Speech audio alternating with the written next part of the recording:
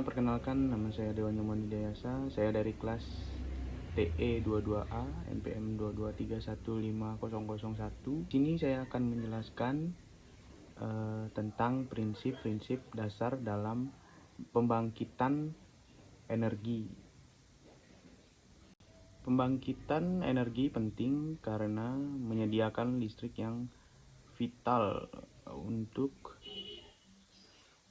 kehidupan sehari-hari, mendukung pertumbuhan ekonomi, mengurangi dampak lingkungan dengan menggunakan sumber energi terbarukan, meningkatkan keamanan energi melalui diversifikasi sumber, dan mendorong inovasi teknologi.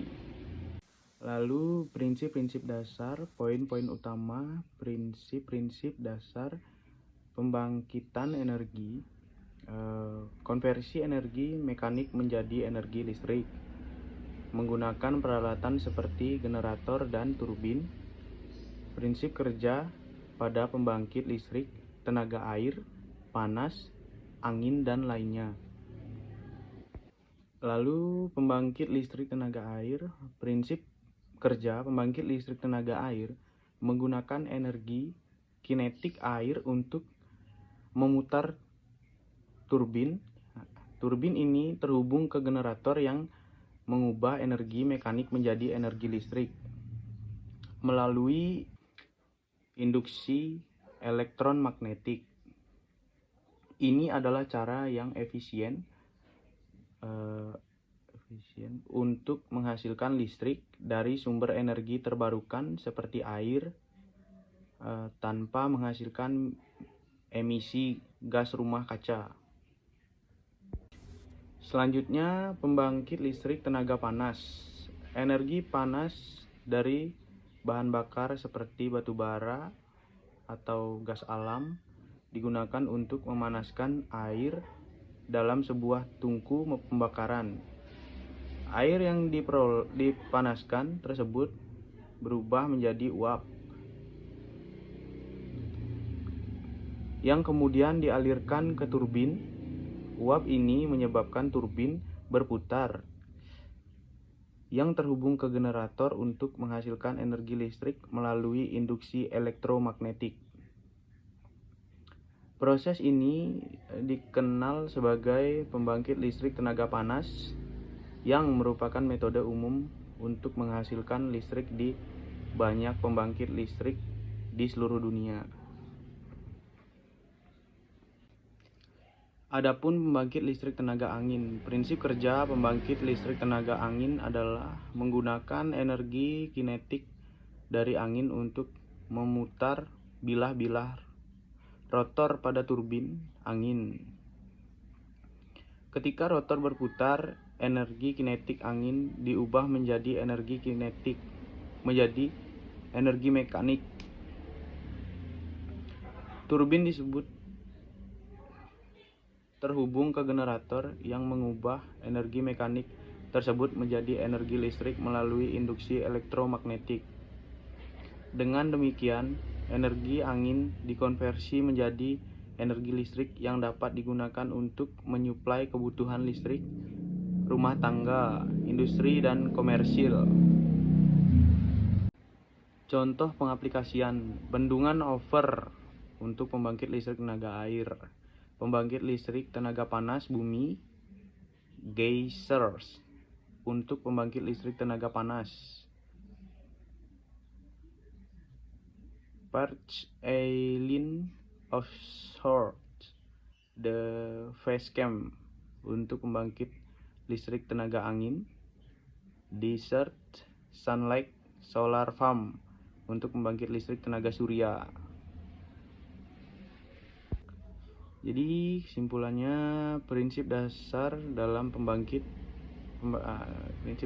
pembangkitan energi adalah mengubah berbagai sumber energi menjadi listrik. Dorongan untuk penelitian lebih lanjut diperlukan untuk meningkatkan efisiensi dan keberlanjutan energi serta mengembangkan solusi baru yang lebih bersih dan ramah lingkungan. Sekian penjelasan dari saya, kurang dan lebihnya saya mohon maaf. Pembangkit listrik tenaga air atau PLT adalah suatu sistem pembangkit energi listrik dengan cara memanfaatkan aliran dari air yang kemudian diubah menjadi energi listrik melalui putaran turbin dan generator.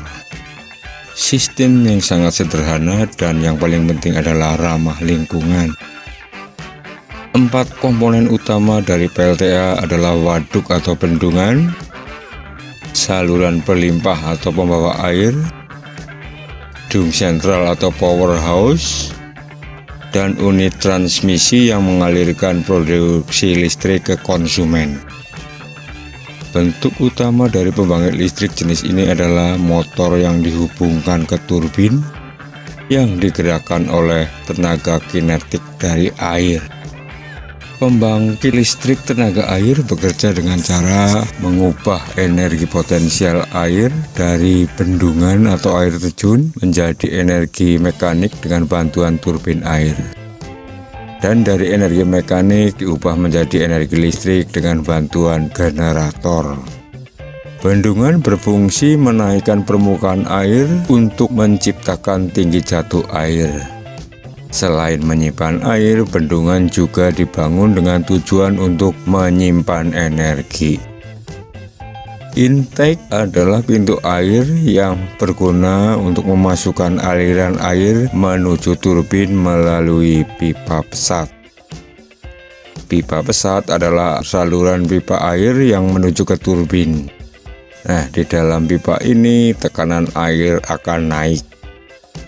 Turbin berfungsi untuk mengubah energi potensial menjadi energi mekanik. Air akan memutar sudut-sudut dari turbin sehingga turbin berputaran. Perputaran turbin ini kemudian dihubungkan ke generator. Generator yang terhubung ke turbin dengan bantuan poros dan gearbox memanfaatkan perputaran turbin untuk memutar kumparan magnet dalam generator, sehingga terjadi pergerakan elektron yang menghasilkan arus AC. Trafo digunakan untuk menaikkan tegangan arus bolak-balik agar listrik tidak banyak terbuang saat dialirkan melalui transmisi. Trafo yang digunakan pada bagian ini adalah trafo step up. Transmisi berguna untuk mengalirkan listrik dari PLTA ke rumah-rumah atau industri. Sebelum listrik dipakai oleh rumah atau industri, tegangannya diturunkan lagi dengan trafo step down. Beberapa keuntungan yang diperoleh dari pembangkit listrik tenaga air adalah antara lain sebagai berikut. Dibandingkan dengan pembangkit listrik jenis yang lain, PLTA ini cukup murah karena menggunakan energi alam. PLTA juga tidak menimbulkan pencemaran. PLTA dapat dipadukan dengan program lainnya seperti irigasi dan perikanan. PLTA juga dapat mendorong masyarakat agar dapat menjaga kelestarian hutan dan ketersediaan air juga terjamin. Pembangkit listrik tenaga panas bumi adalah pembangkit listrik yang sumber energinya berasal dari panas bumi. Tenaga panas bumi memiliki ekstraksi panas yang jauh lebih kecil dibandingkan muatan panas bumi. Inti bumi yang jaraknya sekitar 4000 mil dari permukaan merupakan sebuah lautan gas panas serta batuan cair bersuhu sekitar 7200 derajat Celcius. Suhu panas tersebut dihasilkan melalui peluruhan energi radioaktif yang ada di inti bumi. Pangeran Piero Ginori Conti melakukan uji coba pembangkit listrik tenaga panas bumi untuk pertama kalinya pada tanggal 4 Juli 1904 di Larderello, Italia. Pada percobaan tersebut, ia berhasil menghasilkan listrik untuk menyalakan 4 buah lampu. Selanjutnya pada tahun 1911 di tempat ini dibangun pembangkit listrik tenaga panas bumi komersial pertama. Secara umum, cara kerja pembangkit listrik ini sama dengan pembangkit listrik tenaga uap. Uap yang dihasilkan dari panas bumi digunakan untuk memutar turbin yang satu poros dengan rotor generator. Pada akhirnya generator tersebut akan menghasilkan energi listrik. Hal yang membedakan PLTP dengan PLTU ialah pada pembangkit listrik dengan tenaga uap memperoleh uap air dengan cara pemanasan di boiler berbahan bakar batubara. Sedangkan pada pembangkit listrik tenaga panas bumi, uap air diperoleh dari perut bumi melalui sumur-sumur produksi. Uap air tersebut digunakan untuk memutar turbin. Kemudian hasil putaran akan diembunkan menggunakan kondenser. Air hasil dari pengembunan juga akan diinjeksikan ke perut bumi melewati sumur injeksi. Siklus uap air pembangkit tenaga panas bumi terbagi menjadi beberapa macam jenis, antara lain siklus uap langsung. Pembangkit listrik tenaga panas bumi yang menerapkan siklus uap langsung atau direct steam cycle mendapatkan uap air dari sumur produksi, kemudian uap tersebut digunakan untuk memutar turbin. Uap yang keluar dari turbin selanjutnya akan diembunkan dengan peranan kondensor sehingga menjadi air. Air tersebut lalu diinjeksikan ke perut bumi melalui sumur injeksi. Siklus uap terpisah. Pada siklus ini, campuran air dan air didapatkan dari sumur produksi. Bedanya pada proses tersebut terjadi pemisahan antara uap dan air di bagian separator. Air hasil pemisahan tersebut kemudian diinjeksikan ke perut bumi melalui bagian sumur injeksi. Uap air hasil pemisahan berguna untuk memutar turbin. Setelah uap air keluar dari turbin, proses selanjutnya menuju kondenser. Air yang dihasilkan dari proses pengembunan akan diinjeksikan ke perut bumi kembali. Siklus biner. Uap air maupun air panas pada siklus ini diambil dari perut bumi. Uap air dan air panas tersebut secara tidak langsung berguna untuk memutar turbin, tetapi yang paling berperan hanyalah panasnya. Pemindahan panas ini menggunakan heat exchanger. Energi geothermal ramah lingkungan, tidak menyebabkan pencemaran, baik pencemaran udara, suara, serta tidak menghasilkan emisi karbon, tidak menghasilkan gas, cairan, maupun material beracun lainnya. Geothermal merupakan jenis energi terbarukan yang relatif tidak akan habis. Sumber energi ini terus-menerus aktif akibat peluruhan radioaktif mineral. Panas bumi dibandingkan dengan energi alternatif lainnya seperti tenaga surya dan angin bersifat konstan sepanjang musim. Di samping itu, energi listrik yang dihasilkan dari geothermal tidak memerlukan solusi penyimpanan energi karena dapat dihasilkan sepanjang waktu. Untuk memproduksi energi geothermal membutuhkan lahan dan air yang minimal. Tidak seperti misalnya pada energi surya yang membutuhkan area luas dan banyak air untuk pendinginan. Biaya modal yang tinggi. Pembangunan pembangkit listrik geothermal memerlukan biaya yang besar terutama pada eksploitasi dan pengeboran. Pembangkit listrik tenaga panas bumi hanya dapat dibangun di sekitar lempeng tektonik di mana temperatur tinggi dan sumber panas bumi tersedia di dekat permukaan. Pembangunan PLTP mempengaruhi kestabilan tanah di area sekitarnya. Kawasan Indonesia yang terletak di cincin api merupakan sebuah keuntungan. Lokasi untuk menemukan panas bumi sangat mudah, akan tetapi pemanfaatan panas bumi sebagai pembangkit listrik masih menuai pro dan kontra dari Pembangkit listrik tenaga angin, yang disebut juga dengan pembangkit listrik tenaga bayu, adalah pembangkit listrik yang mengkonversi energi angin menjadi energi listrik dengan memanfaatkan kincir angin untuk memutar rotor generator. Sumber energi angin sangat potensial dikembangkan di Indonesia karena murah, ramah lingkungan, dan ketersediaannya berkelanjutan. Awalnya, penggunaan turbin angin difungsikan untuk kegiatan penggilingan padi atau keperluan irigasi para petani. Penggunaan turbin angin sebagai pembangkit listrik pertama kali ditemukan di Skotlandia pada tahun 1887. James Split merupakan seorang sarjana yang menggunakan turbin angin untuk mengisi baterai yang berfungsi sebagai penerangan rumah. Ilmuwan Amerika bernama Charles F. Bruce mengembangkan turbin otomatis untuk menghasilkan listrik. Perkembangannya semakin pesat hingga tahun 1900. Denmark mempunyai kurang lebih 2.500 kincir angin yang digunakan untuk memenuhi keperluan penggilingan, pompa, hingga pembangkit listrik.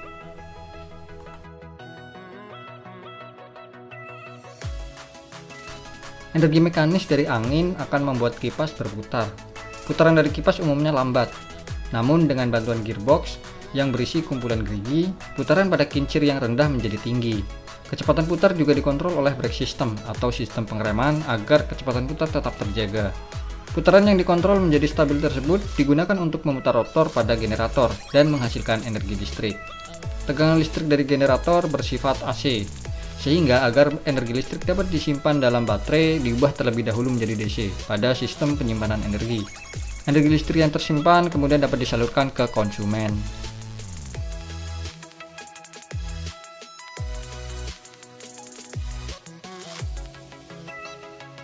Angin merupakan sumber energi terbarukan, sehingga tidak akan pernah habis. Sebagai sumber energi yang sifatnya jangka panjang, tentu angin bisa diandalkan selamanya. Tenaga angin tidak menghasilkan emisi, sehingga minim menghasilkan hujan asam maupun gas rumah kaca. Bahan bakar fosil merupakan penghasil emisi yang tinggi dan dalam jangka panjang dapat mempengaruhi iklim bumi. Ramah lingkungan. Salah satu kelebihan dari penggunaan energi ini adalah ramah lingkungan, dengan tidak mencemari lingkungan di sekitar. Space yang dibutuhkan relatif kecil. Jika dibandingkan dengan pembangkit listrik jenis lain, PLTB hanya memerlukan bangunan beberapa meter guna membentuk pondasi turbin angin. Tanah di sekitar turbin juga dapat digunakan untuk berbagai keperluan lain seperti pertanian dan perkebunan.